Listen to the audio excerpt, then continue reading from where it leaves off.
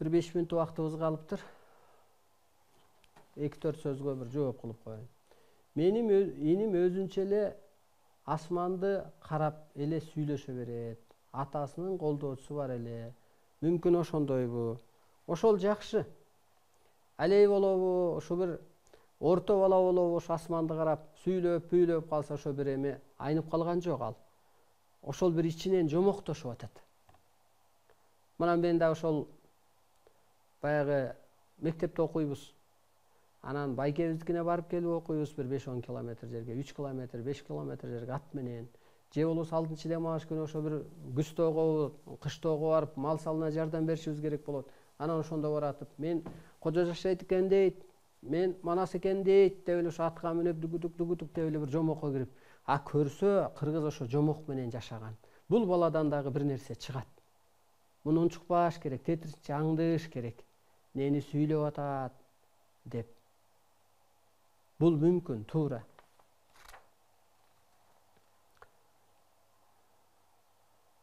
Адамзаттын бул жашоодогу максаты эмне болуш керек?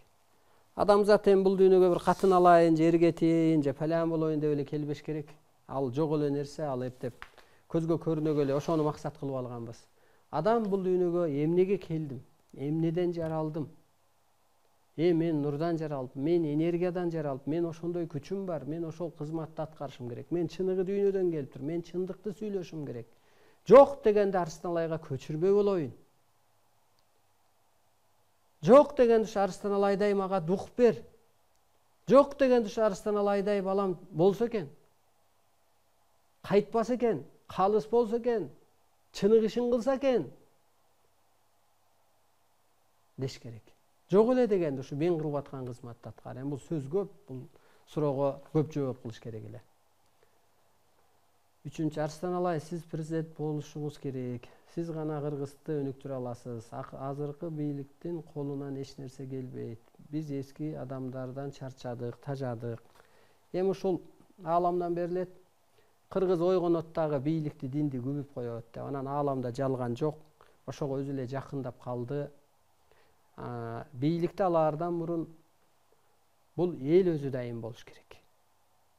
Ар жагын алып кеткенге, өсүп кеткенге, бийлик алынгандан кийин, колубузга тийгенден кийин деле ар жагы жеңил болбойт. Ар жакта адамзат деген түйшүк чыгат. Мурун кыргыз деген түйшүк чыкса, адамзатты кантип сактап калабыз деп. Адамзаттын энеси атасыбыз деп. Кантип жеткиребиз, кантип окутабыз, кантип ошол ордолорун ачабыз деп. Аябай башыбызда деле маселе аз болбойт. Кыргызды эскичиликтен кантип чыгарабыз деп. Кыргызды кантип өстүрүп жанагы жибергиле bir молдонун ордун алсын дедик го, жок дегенде. Эртең өстүрүп ушу кыргыз балдары дүйнөгө башчы болсун деп. Багыт бере турган адам болсун деп. Өлүм сыноосунан кутулсун деп ушул